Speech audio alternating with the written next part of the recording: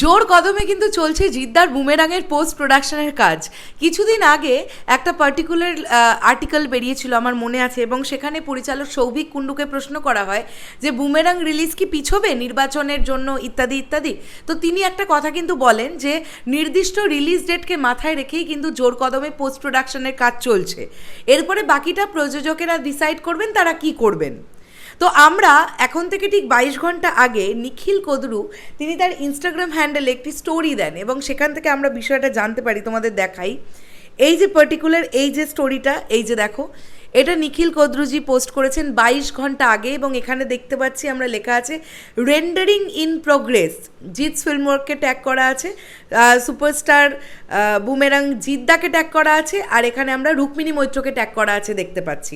তো এই বিষয়টা, এবং তার সঙ্গে একটা সুন্দর ব্যাকগ্রাউন্ড মিউজিকও চলছে, শোনাবার চেষ্টা করি তোমাদের।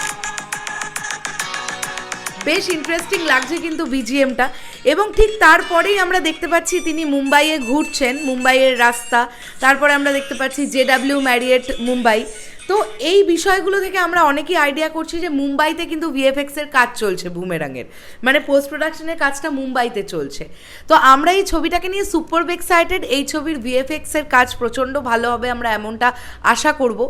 বাংলা ইন্ডাস্ট্রি এরকম কখনো হয়তো এত উন্নত টেকনোলজি সমৃদ্ধ সিনেমা দেখেনি, যেটা জিদ্দার বুমেরাং আমাদেরকে সত্যি কথা বলতে কি দেখাতে আসছে। সিনেবট ক্যামেরা থেকে শুরু করে প্রচুর প্রচুর উন্নত মানের টেকনোলজি দিয়ে কাজ হয়েছে এই সিনেমাতে। তো দেখা যাক এই সিনেমাটার রিলিজ ডেট, আমার কেন জানি না মন বলছে জিদ্দার রিলিজ ডেট এদিক ওদিক করবেন না, হয়তো এই ছবিটা 10th মেতেই আসবে। কেননা সেই ছবিটাই মানে সেই সময়টাতে একদমই ঠিক গরমের ছুটি কিন্তু চলে। আর বুমেরাং যে ধরনের ছবি সপরিবারে বসে দেখবার মতন ছবি, মানে প্রত্যেকটি এজের দর্শকের বুমেরাং ভালো লাগবে এমনটাই কিন্তু পরিচালক নিজে আশা করছেন।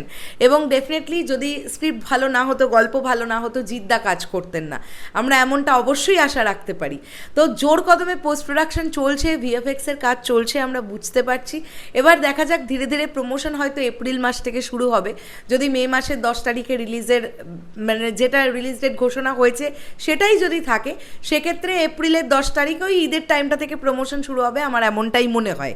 তো তোমরা কতটা এক্সাইটেড বুমেরাং নিয়ে ডেফিনেটলি কমেন্ট করে জানাও। আর আমি সুপার এক্সাইটেড জিৎ রুক্মিণী জুটিকে দেখার জন্য, আমি প্রচণ্ড এক্সাইটেড হয়ে আছি।